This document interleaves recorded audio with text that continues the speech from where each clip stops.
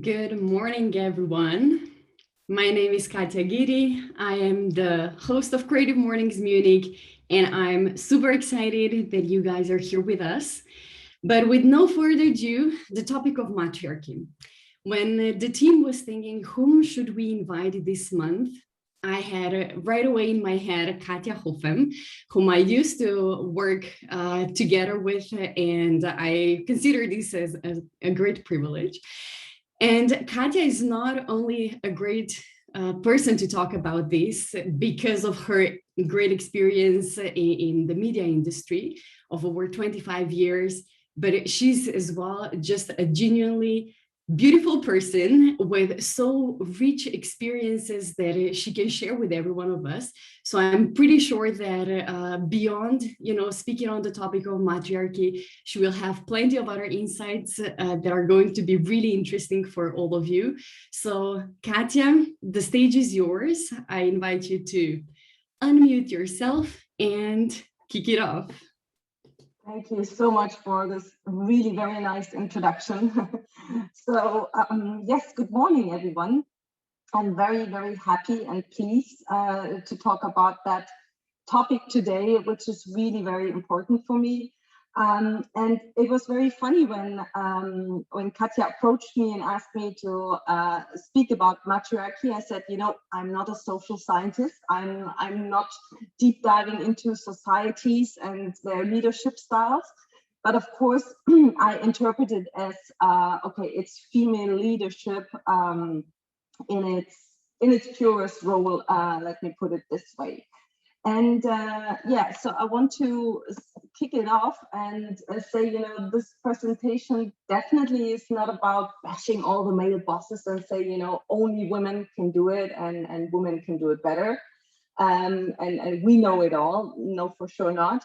And repeating all the wordings that you have already heard and read. And it's a very, very modern and popular topic at the moment. So everybody is saying, of course, a lot about it.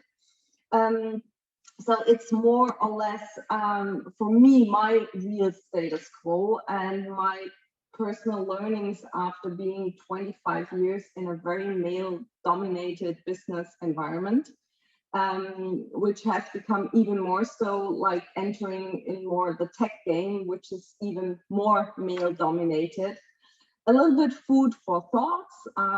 What can we do to improve the whole topic about or the awareness about female leadership and what is the difference? And yes, hopefully sparking off some interesting discussions around this topic. So this is how I want to sum it up. I have just prepared some slides, and I'm happy to have more time for a Q&A and discussion and share with you whatever you want to know from myself. And just a few words, I started working 25 years ago in the media industry as a trainee at RTL2 then. Before that, I was also working at a newspaper and a local TV station in Munich, but this is when it really started like a sincere career. I was 11 years at RTL2, then I left to be at Discovery Communications for 4 years. After that, ProSiebenSat.1 for 10 years, and then I joined 2.5 years ago. So the time has changed so much. I mean, when I started my career, there was nothing like #MeToo. There was no thought about, we need to promote female leaders. You were promoted as a female if you had a great boss believing in you. And if you had also female leaders around you that you could look up to. And the funny thing for me, I was sort of already yes, already involved in the topic of female leadership because my master thesis of my university degree, I was studying political science. I wrote about the role and the influence of the first lady in the USA during the centuries. So that sort of was a little bit female leadership hidden, let me put it this way, because there were a lot of first ladies that actually run the country. I think Nancy Reagan is one of the most well-known. So that was a little bit a hidden matriarchy maybe. And so I was always very close to that topic.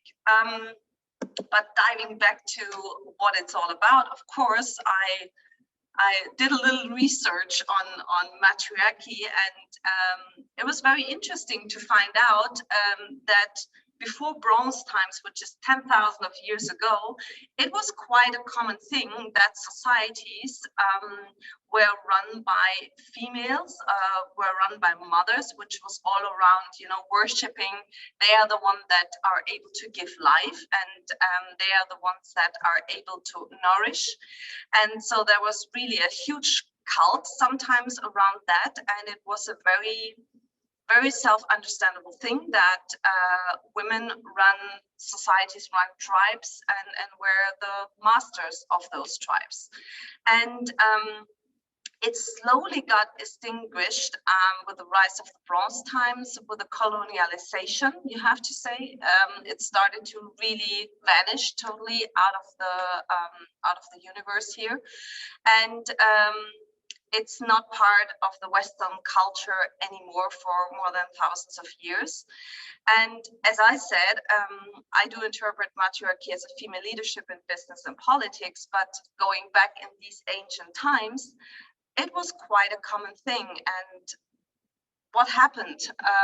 That it's not anymore, and that it's something that's really very unusual that you have to talk about. It has all come up in all those societies when the men are the bear, yes, the ones that have to kill the bears. The men are the ones that go hunting, that go out and work, and women stay at home. And women are no longer responsible for bringing in the cash for the family, but they stayed home and they did the job that was more or less not considered to be a job: raising the children, keeping the house clean, doing the washing, and providing for food. And that was definitely something that was always seen as well, it's there anyway. And this is how it really declined, especially with the Industrial Revolution. And so it was really, it's a shame.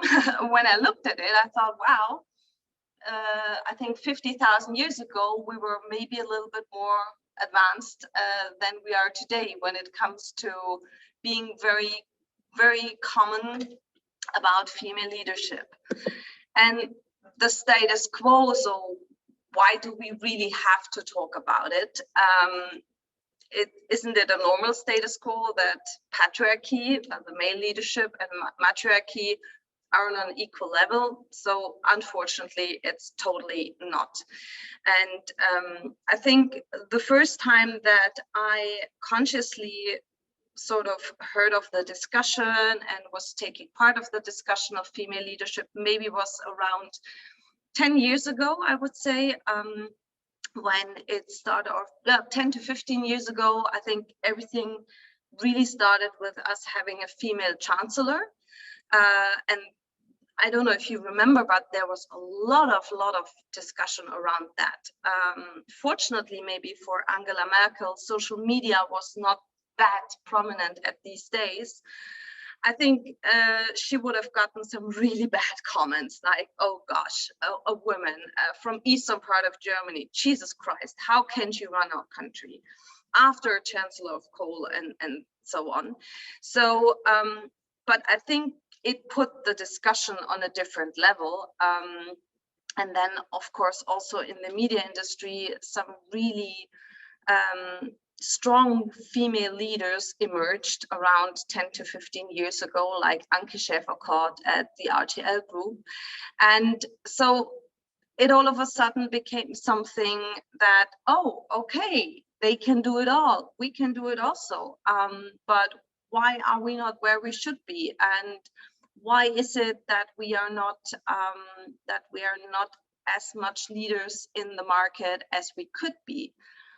Because I really think the whole discussion about, oh yeah, maybe the skill set is better with male, that's really bullshit. So excuse my language, but there's so many really very, very skilled and very professional female that could be leaders in any kind of industry. So at least the discussion was on the table, was on the plate. And during these times, also the question of the female quota emerged.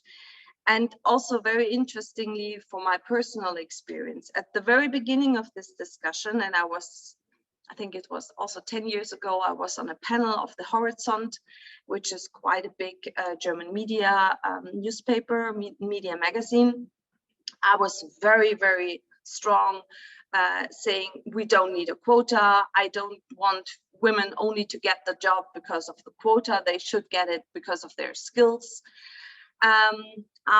Then I really very much changed into the other direction after a few years, because I saw that all the willingness of companies saying, of course, we will do something around female leadership and we will promote female talent.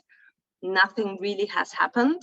So I was a very strong, how you say, fighter for the female quota, because I said, you know, nothing is happening if there's not a certain kind of pressure. Then I was again a little bit in between, because I saw also, unfortunately, some examples where it didn't really work with the pressure. So today, my opinion is, unfortunately, yes, I go back to the one I had 6 years ago. We need a female quota, because otherwise we won't be able to set examples, and we won't be able to set new examples that will help others to follow. And the why is it important to have female leaders in teams? I think there has been a lot of research around what happens if the teams are more diverse, and it's not only, of course, females, but really diverse teams. They are much more efficient in the way they work, and this, of course, makes companies much more successful how they operate. So I think from a business perspective, this is a really good argument why you should do it. It's not anymore a question you have to do it, but really you have to stay ahead of the game to become more successful. And I think especially now in times of crisis, it's it's even more important to have all the different views and have all different options where you can go to. And here I have really one example I was also talking lately about in an interview that I gave about that topic. I see right now in some of the media companies, they are restructuring, they're changing the way they work, and they're putting new people in new positions. And it's more or less all male. And this was really shocking for me to see that, because there are so many chances that are missed.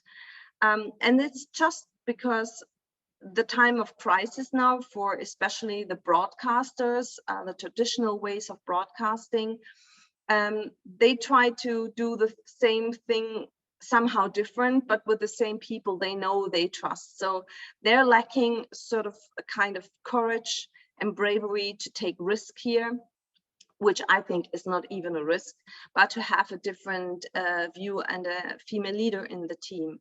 And when I joined ProSieben Sat1 10 years ago, it was a boys club, actually, really, and they actually really labeled themselves that. So the management leadership team said, oh, we're the boys club here. And maybe it was a little bit funny. For me, it was really difficult in the very beginning, because it was like a closed shop, and all the male dominated language even they used. And I like to have that one example. I was in a meeting, and one of our colleagues, he really did quite a big mistake. And I said, yeah, great. We have now a very open conversation about that in the meeting. Yeah. We will put it on the agenda. We will put it on the topic.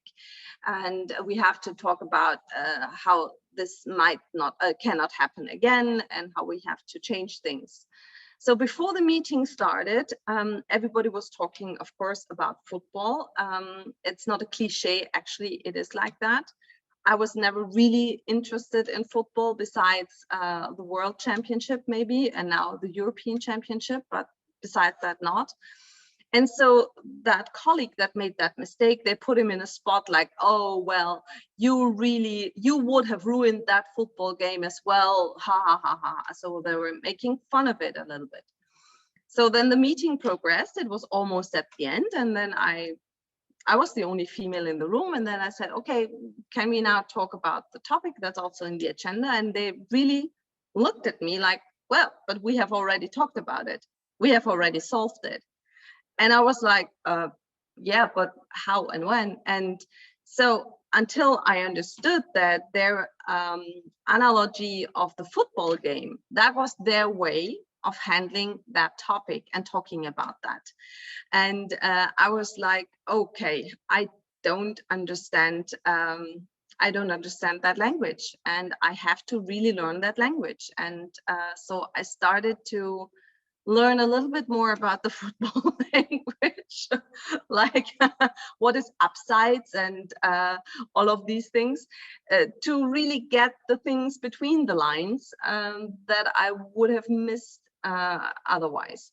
So that was 10 or 11 years ago. Then it has changed a little bit for the better, and more female have moved into leadership positions.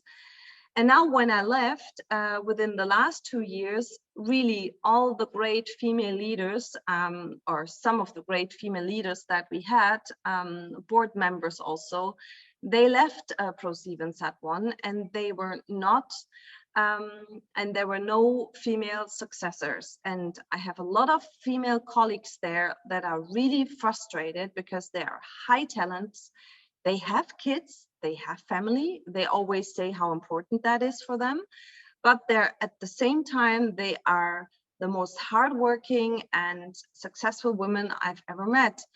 And so they're now thinking of leaving the company, which I think is something you should really prevent from happening, because that's not a good sign. And this is also what I meant when I'm saying here, women in board positions or leading positions, they are more aware of the topic. They are more keen to introduce flexible working hours, to work with mothers, mothers of 2, 3, 4 kids, and not saying, oh, gee, I don't want to work with her. I don't want to give her that position because one kid is always sick.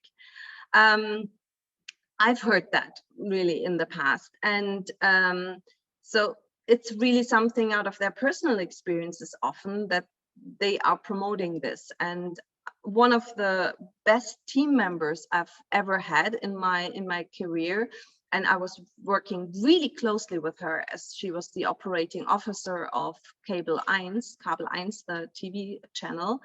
She was working single mom.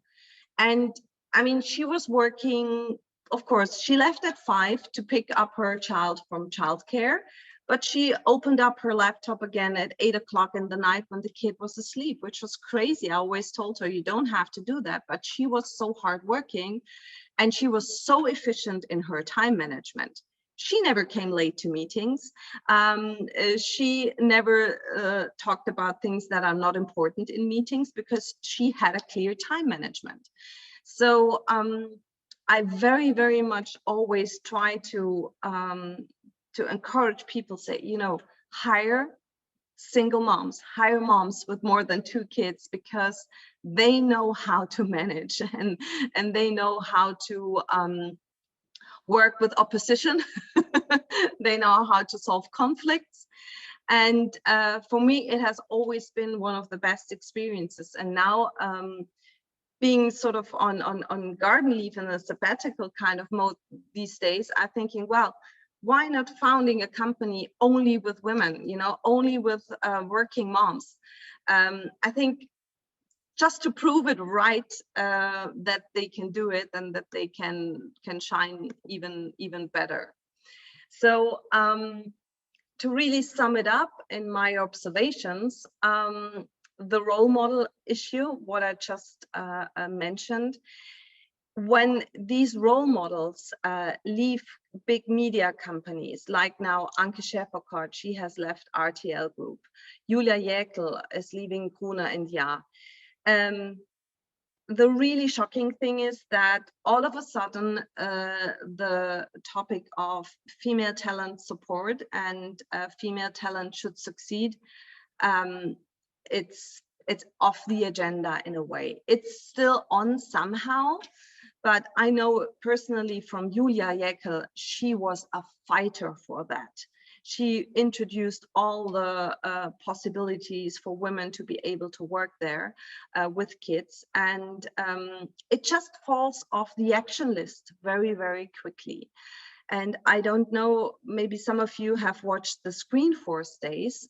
Screenforce Days is, I think, the most important media business event for all the agencies, ad agencies and ad clients. Once a year, all the German broadcasters, now also the streaming services, are presenting their slate for the new season. What are they doing and how they want to do it. And I watched some of it, and it was really very frustrating because at RTL, I think not as besides the talents in front of the camera, there was no speaker that was female. For ProSiebenSat.1, the same thing. Only Discovery, of course, Susanne Eigner-Drews, she's always there, and I'm so happy and lucky that she's still there in the media industry in Germany. So at least there's a few prominent faces. But this is something like a few years ago, there was really more female talent. So something has to happen there, definitely. And helping to become a leader, I think, is really important. In all the best case practices, female leaders are taking on mentees to help them navigate the bro code jungle, as I call it. A bro code is a word out of one of my favorite sitcoms, How I Met Your Mother, but it's really, there is this business bro code, you can call it BBC, and just to help them to understand there is kind of behavior, and I'm really, it's important for me to say that, to enforce it. It's not about imitating it and to become I'm a bro now. No, it's about understanding it and using that understanding and using that knowledge for the better. The language issue, and here also women are sometimes not helpful to each other also. Women's behavior, what they're doing, how they're talking, how they're looking, is still looked at differently from a male style. Like if a woman is really saying, now we have to change it, and is very assertive, she's dominant or difficult, and men are strong and are sure that he knows what he wants. If women are the same way, sometimes as like, oh gosh, she's such a dominant person and really difficult in what she wants. So, and even the women also, females, have to observe themselves and notice that sometimes we are also judging other females, like, what is she wearing? She's wearing her Domina style today because she has an important meeting or something. So I think we have to be very, very careful in judging here, because the language really, really can damage a lot and can create an environment where it's not okay to talk about this like that. Then there is always the part-time trap, and women are more keen to go into part-time or to have more time for family. And it must not even be their own family, like with kids, but sometimes in my case, it really was caring about the parents. We are all coming now into an age where the parents are getting older, they need more help. And I saw that somehow it was really difficult to combine that with being in a full-time or more than a full-time job. And I think it shouldn't be the case. I think this awareness should be there. Unfortunately, of course, my brother is not thinking about anything like that. It's still that, of course, it's more or less the daughters that are there and that are more thinking of this, how to support the parents and more the caretaker. But even as a given fact, if it's like this, I think this should not hinder a career, and possibilities should be there that even if you're working part-time or even in a tandem, and I've seen that a good friend of mine, she's worked in a tandem position, a leadership tandem position, and that worked really very well. But I don't know a single media company that does have this. So I think also here a lot of change has to happen. So the learnings, of course, it's important to understand the bro code, but always stay authentic.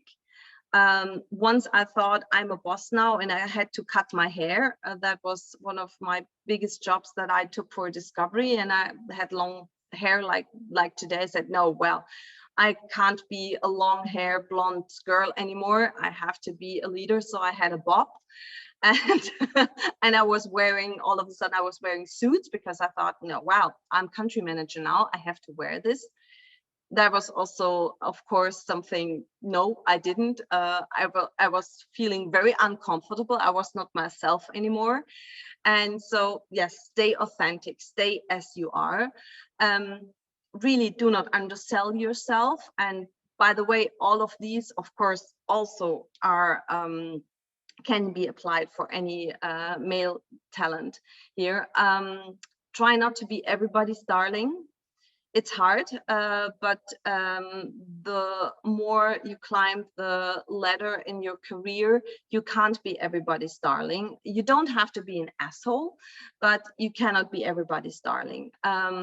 Foster diversity in your teams from the very beginning. Don't, even if you start and you're having a team and you see there's a diversity issue, really tackle it from the very start. Be a very good networker. Unfortunately, this is also something, as we're not talking about football that much or going for a drink maybe sometimes, because we say, oh, I don't have time to go for a drink with some colleagues or with some female colleagues from other companies. I have to finish my presentation.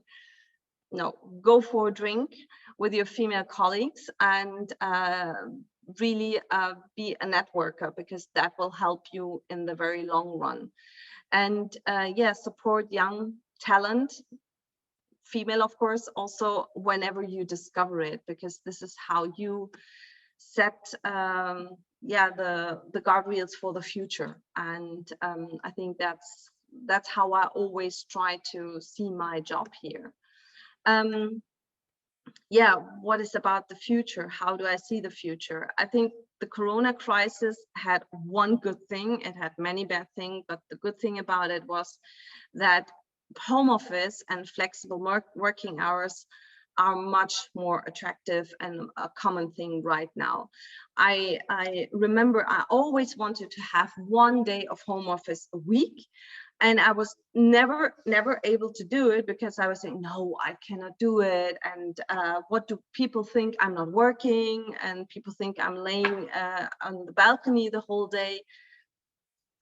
Fortunately, that has totally changed, because everybody knows we have been so efficient in home office. And I'm not saying it's only home office, it should be a mixture, but businesses did not collapse because of home office. Just on the opposite. My husband is a great example. He was commuting to Japan. He's working for a Japanese company. So he was like every 2 weeks at least he was in Japan, sometimes in China, in the US. And he said, yeah, he needs to do that. He needs to be present to the people. So I think his last time in Japan was in February 2020. And they had their most successful business year last year. So he cannot tell me that story now anymore, but it's really, it was eye-opening for him, for the whole company, for a very traditional Japanese company as well. And so hopefully that has really changed to be more flexible, and especially for females to be more flexible and prone to really do whatever they have to do besides their business. Woman quota will be key, I think, to get more equality in boardrooms, because it has declined in Germany over the last 2 years. And now a new law, and it will be released within the next month. It will regulate that in businesses with more than 3 board members, at least one of them has to be female. So, dear females around the globe, it's your time now, because everybody is really is like crazy looking for female talent and for female leaders to have on their boards. So this, again, it's like a circle, will help female leaders to gain visibility and importance, and they can then again foster a new culture of female leadership. And so hopefully then in 1 year or in 2 years, we will see a movement in here. So it really has to happen, the female quota in companies. And industries have to become much more open to flexible working hours, working in tandems, and especially also something that's really very key to me, because I've seen so many female team members struggling with childcare.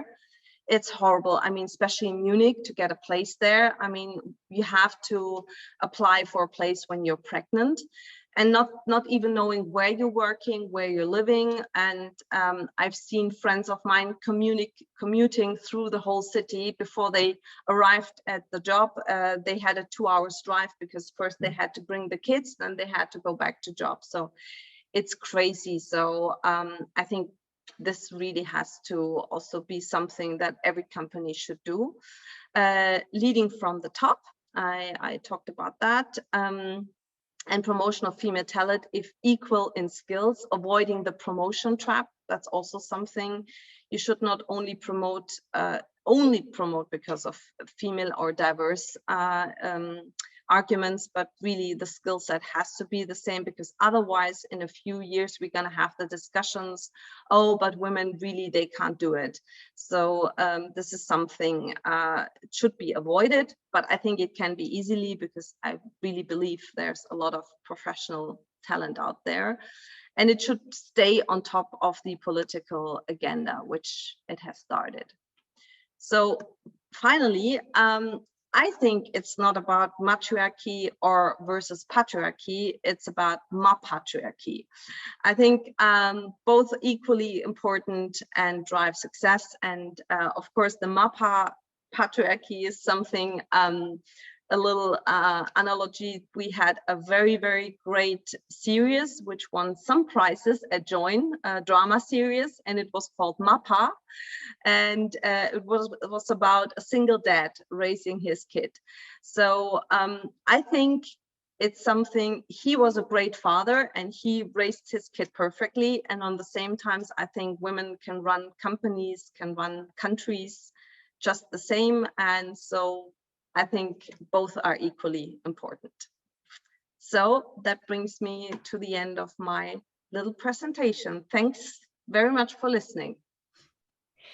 Thank you so much, Katja. If we were in a room right now, everyone would be clapping, I'm pretty sure. So thank you so much for this very raw, authentic way of sharing your experiences. I think it definitely resonated not just with women who are watching this, but also with men. There are certain questions in the chat, but I just want to ask you one question first, because I think it's also gonna kind of give some context to the questions in the chat. Why do you think it is that that there is this still, we could say, patriarchy or the male dominance when it comes to leadership? Is it that men feel uncomfortable by women, or is it that they don't value them enough?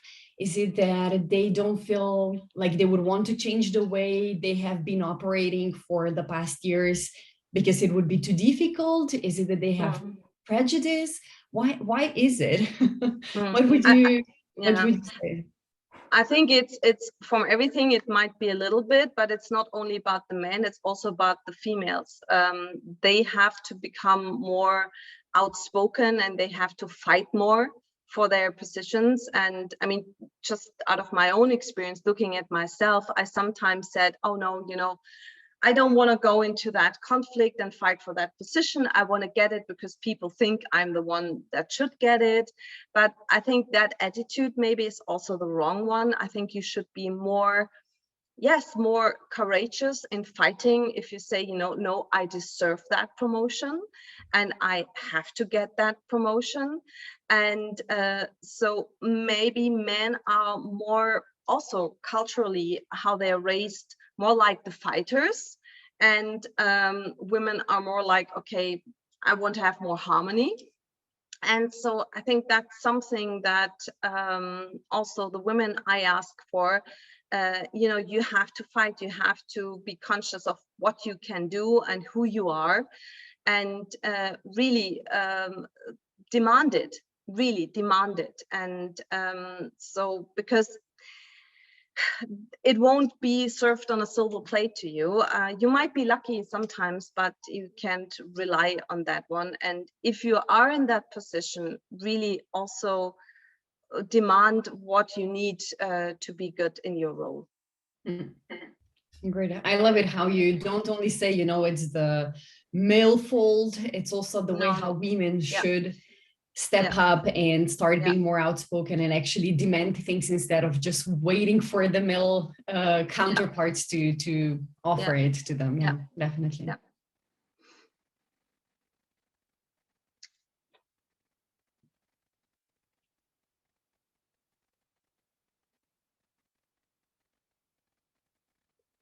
I think Katja, she's muted.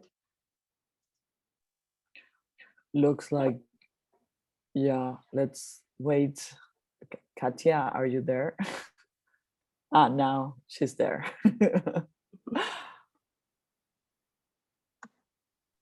Oh, sorry, I have no idea what just happened. Can you hear me? Yeah. Okay. Yes. Yeah. Okay. So there was a question that I somehow lost. 1 second. Yes. So you, Katja, already mentioned about, maybe boys being raised to be more fighters and so on.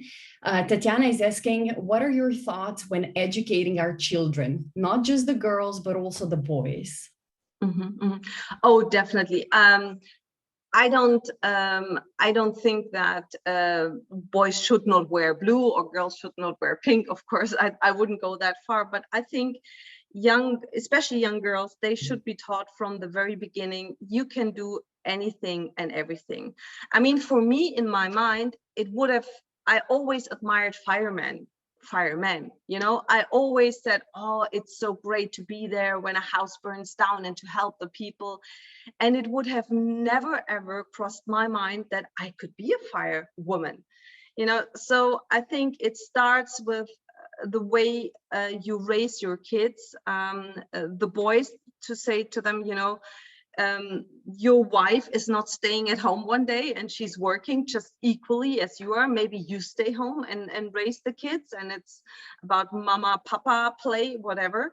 And it's also about showing the young girls you can do anything you want to, and also presenting them some great role models, saying, this woman did it, and if you want to become a fireman or an astronaut or whatever, like more male looked at jobs, you can do it. Just do it.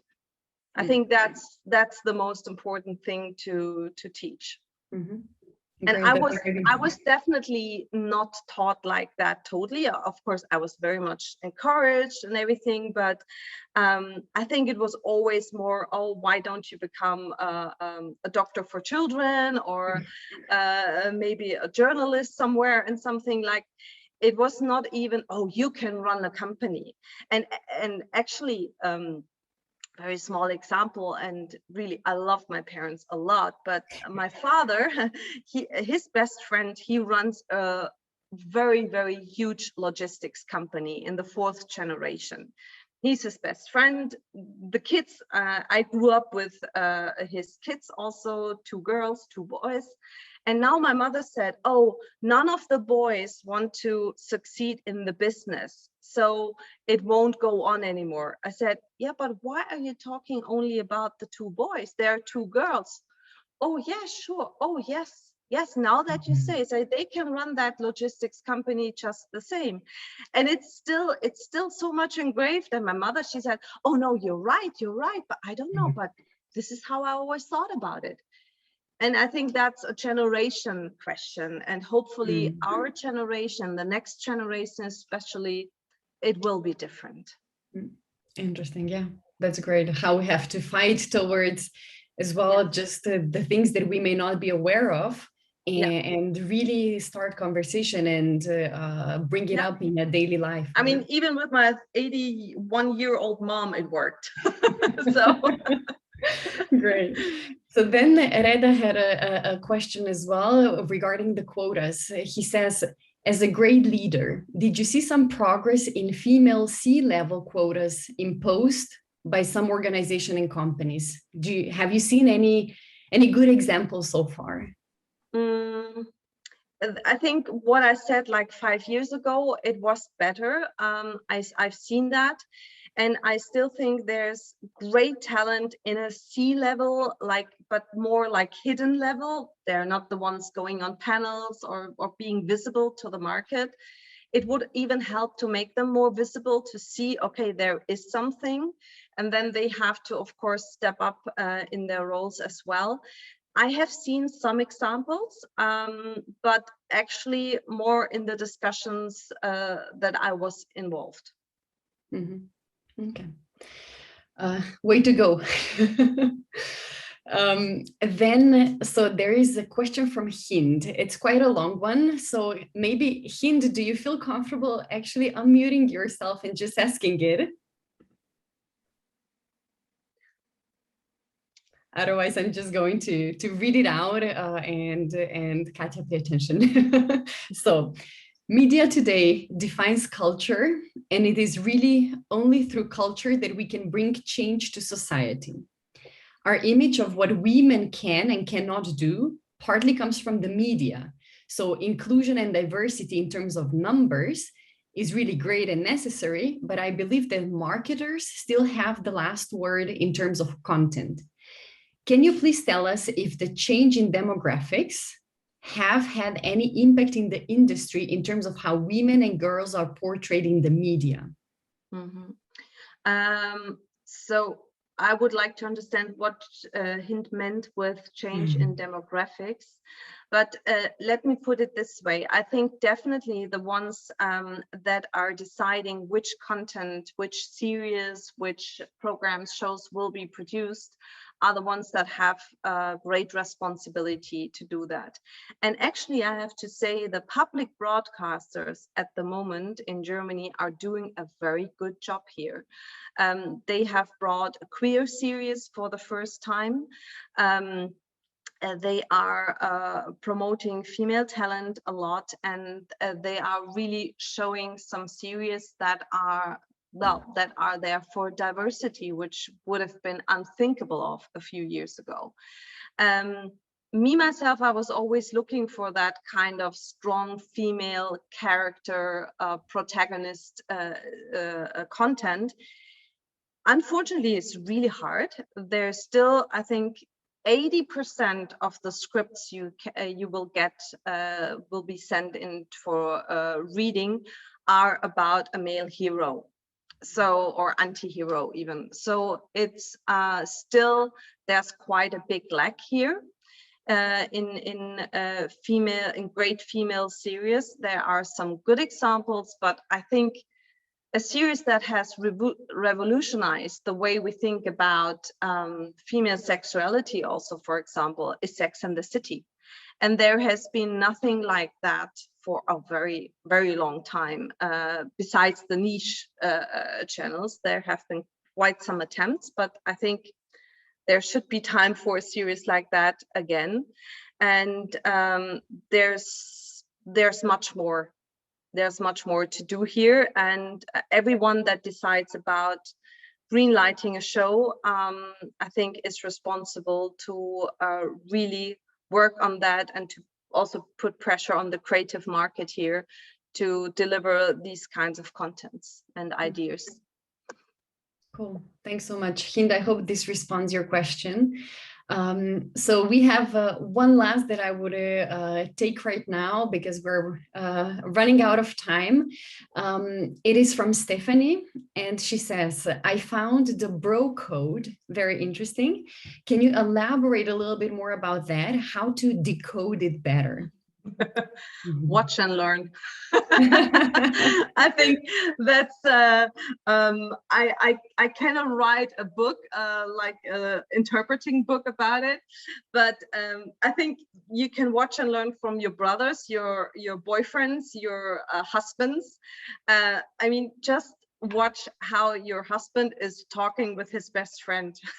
So, how are you? Okay. Everything okay? Yeah. So, I mean, the world is collapsing in his private life, but it's okay. So I think make it really simple and really try to read between the lines. That's a great one. I definitely think that there is, I loved this point that you made, you know, that there is something that women can do, you know, to understand the male's world better, to kind of, you know, pave the way into there. And I mean, women don't need to become men, but there is a certain attitude that we may see and observe and adapt. And then, of course, to all the men out there, I guess it's as well kind of a learning that they can also simply try to maybe navigate a little bit more towards the female side as well. And this is not going to make them more feminine, you know, but just a better collaborator, maybe. Yeah, definitely. Okay. And we must not fall in many educational traps or cultural traps. And also one example, when I was reading about the head, and she's like president of global content for Netflix, and she's a former Miss India, for example. And you all of a sudden you start looking at it and you see the pictures, and she's a beautiful woman, but she has like university degrees like this. And still, you know, I'm sure a lot of will look at her, men and women, and say, oh, we know how she got that job. You know, and so we should really stop that thinking. Great. Those are great wise words to wrap it up. In any case, if anyone feels like connecting with Katja, feel free to connect with her on social channels. So we just posted them in the chat. Katja, thank you so much for being here, for sharing your learnings, your insights. I found them very inspiring. We will share the recording with our audiences as well, international Creative Mornings audiences. So I'm very happy for other people who weren't able to join the chat, to join the talk, to also have a chance to have a look at it. For everyone here, stay tuned for the July session. We're going to keep being active during the summer. So follow us on social networks, subscribe to our newsletter to stay tuned. And apart from that, I would wish everyone a very nice Friday and a great weekend. And see you soon at one of our other events. Thank you so much. It was a big pleasure, and stay healthy, all of you. Thank you so much, Katja. Bye. Bye.